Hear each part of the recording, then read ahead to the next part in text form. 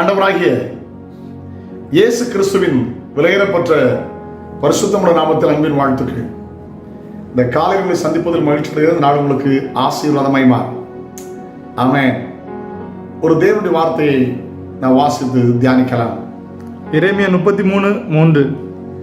என்னை நோக்கி கூப்பிடு, என்னை நோக்கி கூப்பிடு, அப்பொழுது நான் உனக்கு உத்தரவு கொடுத்து அல்லது பதில் தந்து நீ அறியாததும் உனக்கு எட்டாததுமான பெரிய காரியங்களை உனக்கு அறிவிப்பேன். கர்த்தர் சொல்லுகிறார், பெரிய காரியங்களை அறிவிப்பேன். என்னை நோக்கி கூப்பிடு.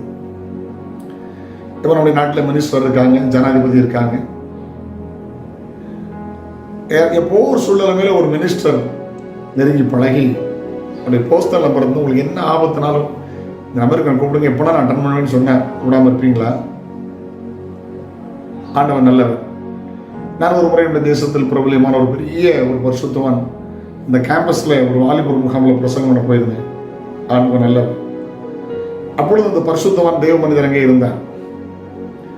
அவர் என்னை பார்த்து என்னுடைய செய்தி கேட்டபோது அவர் தொடப்பட்டு அவர் நீ அழைத்து என்னுடைய பர்சனல் நம்பரை கொடுத்தார்.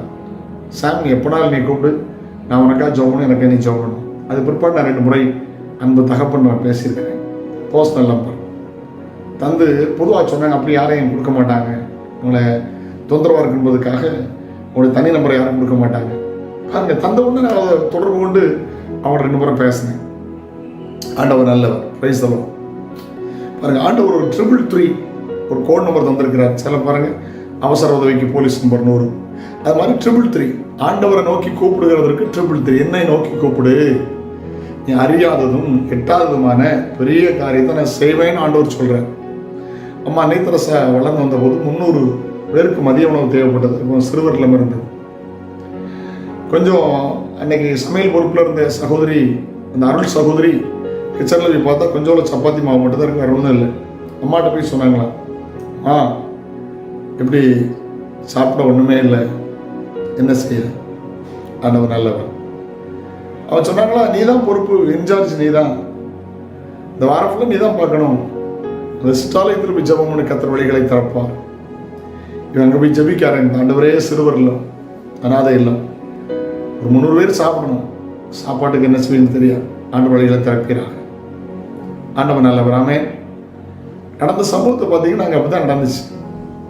பக்கத்தில் ஒரு ஸ்கூலில் அவங்க ஆர்ஃபனேஜில் சொல்கிறாங்க, நாங்கள் சாப்பாடெலாம் நிறைய தயார் பண்ணி வச்சுருந்தோம், நான் ஸ்கூலில் ஸ்ட்ரைக் பண்ணிட்டாங்க, சாப்பாடு என்ன செய்யணும்னு தெரியல, அதனால் சாப்பாடை கொண்டு வந்திருக்கிறோம், உங்கள் பிள்ளைகளுக்கு கொடுங்க. பாருங்கள், கடைசி நேரத்தில் என்ன செய்யணும்னு திகைக்கும் போது அம்மா சொன்ன வார்த்தை, அந்த சிற்றாலயத்தில் ஜெபம் பண்ண கர்த்தர் தருவார், ஜெபித்த போது வழிகளை கர்த்தர் திறந்தார். உங்கள் வாழ்க்கையில் அடைக்கப்பட்டிருக்கிறத வழிகள் எதிர்காலத்தில் என்ன செய்யணும்னு தெரியலன்னு சொல்கிறீங்களோ, ஆண்டவரை கூப்பிடுங்க, வழிகள் திறக்கும், கர்த்தர்களை ஆசீர்வதிப்பார். ஜெபிக்கலாமா? தகப்பனே, இயேசுவின் நாமத்தில் ஜெபிக்கிறோம். தங்கள் ஆபத்திலே கர்த்தர் நோக்கி கூப்பிட்டு தப்பினார்கள் என்று வாசிக்கிறோம். ஆபத்து காலத்தை என்ன நோக்கி கூப்பிடு என்று சொன்னீரப்பா.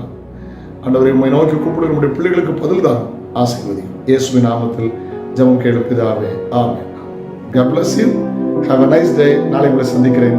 அதுவரை ஆண்டு கிருபை உங்களை தாங்குவதாக. Praise the Lord.